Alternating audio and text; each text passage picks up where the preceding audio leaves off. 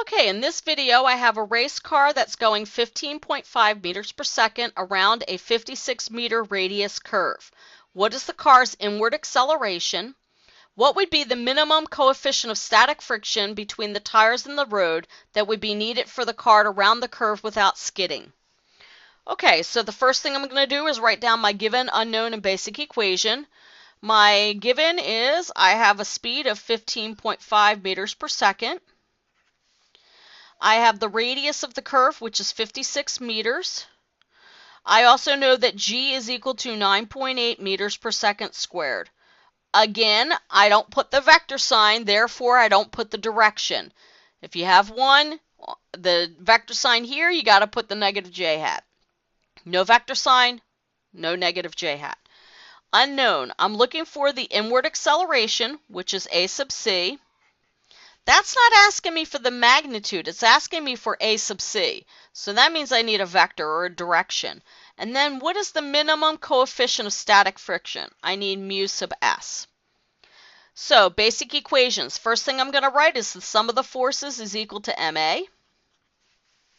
And then I'm going to put a sub c is equal to negative v squared over r hat. Again, I don't know what direction a sub c is going to be right now, so that's why I'm putting the negative r hat as my direction. I need my weight equation, force on car by earth is equal to mg. And I'm also going to need my friction equation because I have the coefficient of friction. So lowercase f on car by road is equal to mu sub s times capital F on car by road. And I'm going to put the direction, I'm going to write it out as against motion. Because I don't know which direction I'm going to put my coefficient of friction yet. Be careful. No vector sign goes on this. This is a magnitude. Remember, this goes horizontal, this goes vertical. Cannot put them equal to one another with a vector sign on both. Vector sign here, direction is here. Okay, now we're going to go ahead and draw a free body diagram of the car from the front view of the car.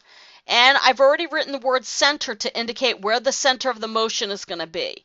Make sure whenever you do circular motion problems that you indicate where the center of the motion is. Without that, I don't know whether it's an inward force or an outward force that you're drawing.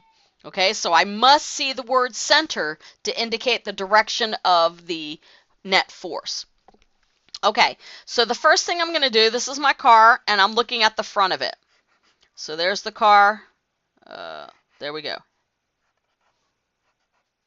Okay, there's my car. Okay, so first thing I'm going to do is look at what's physically touching it. Okay, the road's physically touching it. What else? Anything else? Doesn't look like it. Is the road supporting? Yes, it always supports if there's a road. Is it rubbing? Well, yes, because there's a static frictional force. So that gives me two forces now due to the surface. What's acting at a distance? That's right, the Earth. So I have three forces. Am I in equilibrium? No, I'm not at equilibrium. It may say here's the speed of the car, but I'm going around a curve, and that means that I am accelerating. So, am I accelerating horizontally, vertically, or both? Well, I'm going to be accelerating horizontally, okay? So that means that my weight going down, force on car by earth, and let me go ahead and mark the length of that off, is going to be the same amount going up. And this is force on car by road. And what is the direction of my frictional force? The car wants to go straight. What does the friction do? It pushes it inward. That's right. So the frictional force is going to be this way. F on car by road. Okay? A lot of people want to put that frictional force going outward. Remember, the car is going outward. Friction always acts against the motion, so the friction has to act inward. Okay, so now we're going to go ahead and solve the problem. First thing I'm going to do is I'm going to write out Newton's law. Now, here's the thing. I have two directions, don't I? So that means I have to have the sum of the forces in x is max, and I have to have sum of the forces in y is equal to may. I'm going to go ahead and do y first because I already know that I'm in equilibrium. So, force on car by road plus force on car by earth is equal to ma sub y, which goes to 0, Newton's first law, because I'm in equilibrium. Okay. Next, I'm going to substitute in magnitude and direction. So I have force on car by road, j hat, minus mg j hat is equal to 0 newtons j hat. My j hats cancel out, and my force on car by road is equal to mg. So the magnitude of my weight is equal to the magnitude of my normal force. So now I can go ahead and solve in the x direction. Now notice here I made this 0. You know what a big mistake I see students make is right away, once they learn about circular motion, they want to right away substitute in m sub c here, or v squared over r. The problem is that you're not moving in a circle in the y direction. You're moving in a circle in the x direction. So you have to be careful with that. Okay, so now what we're going to do is we're going to go ahead and substitute in from our free body diagram, and I have the frictional force on the car by the road is equal to max. Well, guess what? max is pointing to the center. So that means that this can be x can be replaced with the c, meaning center seeking. Okay, substituting in, and I'm going to check that, n1. I keep my acceleration. I'm traveling in a circle.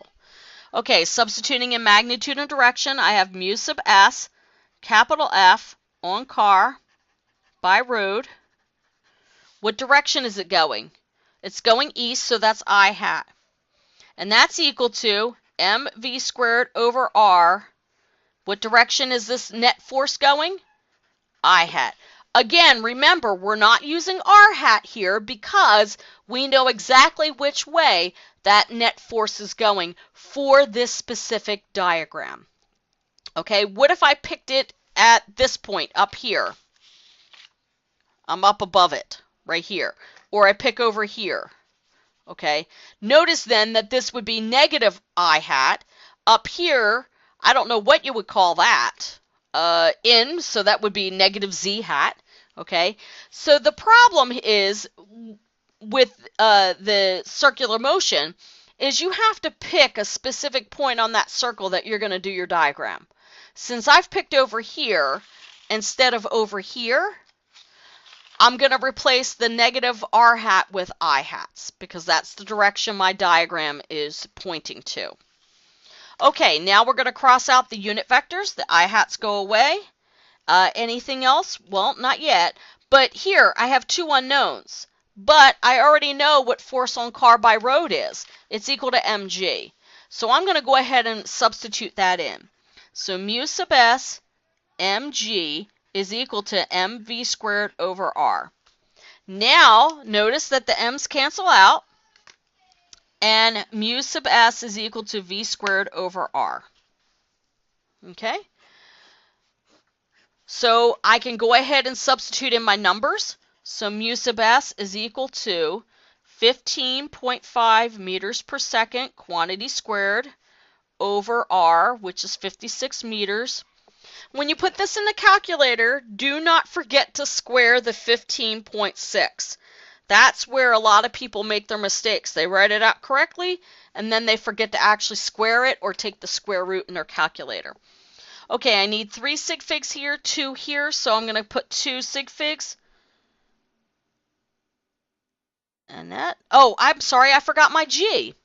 Well, see that? Now that makes sense, because I was just like, my answer, okay, I want to show you this. Shows you a lesson learned. Okay, you can't, okay, there it is. Look at my calculator. What number did I get? I got 4.3457. Immediately, I go to write that down and I say to myself, that is not right.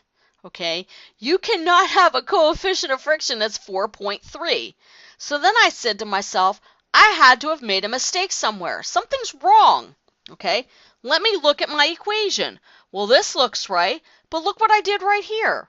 Some of you probably already said, Dr. H, wait a minute, you forgot the G. And you would be right. I still have G here.